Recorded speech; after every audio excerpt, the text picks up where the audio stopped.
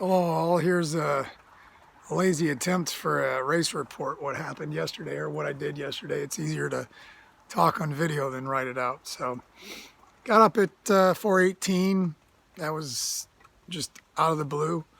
I hitchhiked to the course from other racers going down the road. It's only about 4 miles away.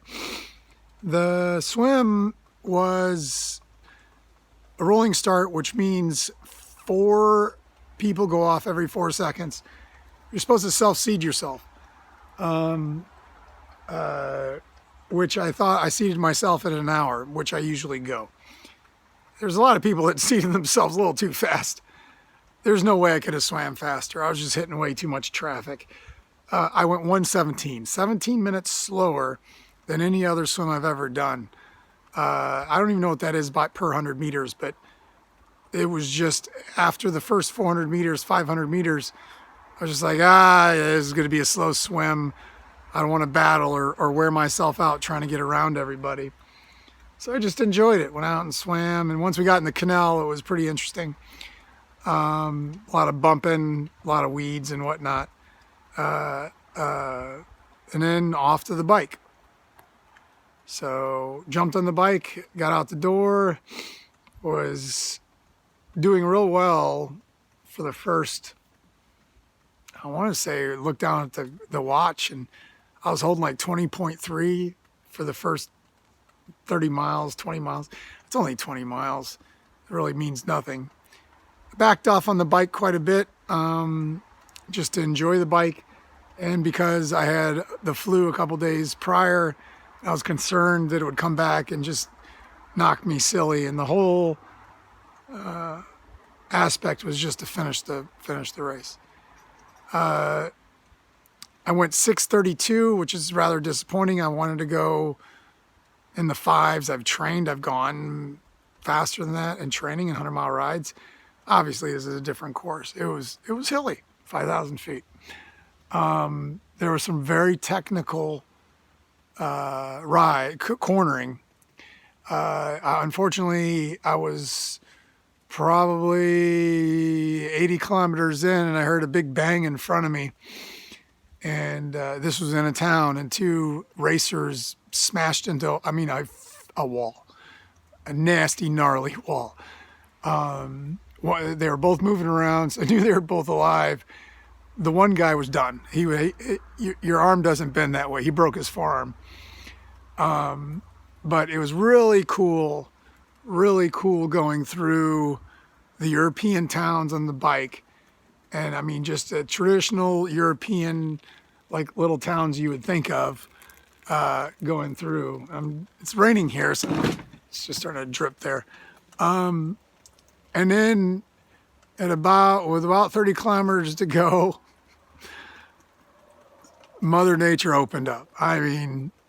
Crazy winds, crazy rain. It was just nuts.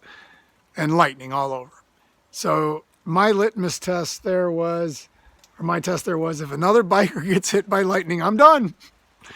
Nobody got hit. But I had to get out of the aero position because the bike was getting blown all over and I thought I was going down once or twice. There's a number of people that went down because you saw that they had the abrasions on their face, the cherries, they hit the ground.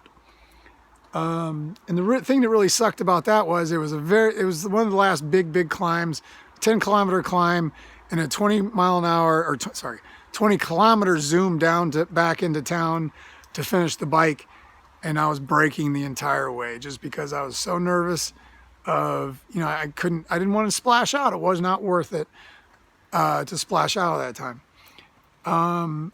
The problem with that is because of the temperature drop and the rain, I lost a lot of body heat. So I got into the transition. My hands were blue and they stopped and took my temperature. There's a number of other guys that their races were over. They were already hypothermic. And they asked me once, do you want to continue with the race? My concern is, quitting very easily creeps in your mind. You could do the easy thing.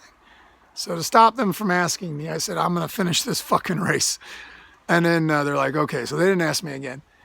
And then the sad thing was is they kept me into the transition trying to warm me up. If I would have got out and ran right away, I'd have warmed up. Because after I ran the first 5 kilometers and warmed up. I was sweating. And then from there, I did a lot of walking. I'll say this. Whatever I haven't even looked at the times yet. The marathon, I walked, we'll say the entire thing, maybe 10 kilometers. I ran. And then that beat the hell out of me. So off the bike, okay, that's the other thing I was going to say. Easiest 100+ mile ride I've ever done. My legs just weren't taxed or anything like that. And I thought I was going to have the same thing on the run. That wasn't the case. My back started to cramp, and then I had like lower abdominal issues, muscle. But when I was moving at certain points of the run, I couldn't turn my head because my back was so cramped up and it was hurting. And then from there, I got to the finish, and it was just really, literally one foot in front of the other. So the 2 times that I thought of quitting was 400 yards off the swim. And yes, in that tent on transition 2 on the bike, I was just like, I'm done. But I'll say this, the biggest thing to stop me from quitting is I was not about to tell my kids I quit a race. So I had to finish that race. That beyond anything else, but that was one of the most important things to me. I can't go back and tell my kids I didn't finish. So I got the finisher's medal, got the finisher's t-shirt. Very much beyond it being my slowest Ironman ever by an hour, I think, of the next slowest one. I've been 10 hours, and this was 15, I want to say, or something like that. This was a beautiful area to race. I very much enjoyed racing here, even though it wasn't the most stellar race, but yeah, it was a lot of fun. So it's my race report. I got to figure out what I'm going to do next. See if I ever race again. I mean, I'm not quitting because it's not fun, but I train all the time. I'll just continue training and then go from there. But yes, this was a very good decision to do. I've always wanted to do this race. So I did it. So there's my race report.